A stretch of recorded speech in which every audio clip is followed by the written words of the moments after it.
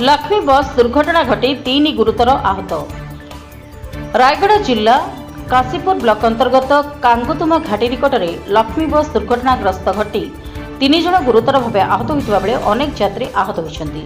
मिलथिबा सूचना मुताबक काशीपुर ठारू बंधमांडी अभिमुखे जाउथुबा लक्ष्मी बस कांगुतुमा घाटी निकट में लक्ष्मी बस ब्रेक फेल होइजिबारु गाड़ीटी घाटी तलକୁ एक जमी भितर खसी पड़िथिला।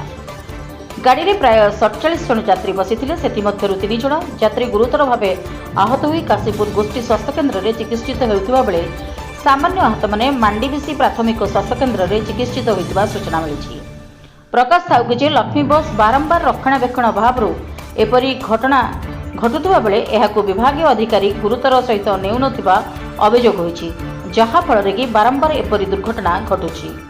जय जगन्नाथ काशीपुर ड्राइवर को गोटे वॉइस मेसेज छाड़ी से ड्राइवर माँ संगे मेसेज शुणी आइले आते कौन होती कि ना बोल पचारे कौन है गाड़ी बोल पचारे मुझे कहली सका गाड़ी चेक करी ब्रेक टी दूर नाला बोलिक कहली कम्प्लेन देती सुपरवाइजर को आउ सुपरवाइजर पटाइला आइला भितर ब्रेक डाउन हो गला संध्या ब्रेक फेल हो गला गाड़ी भीतर पड़गला।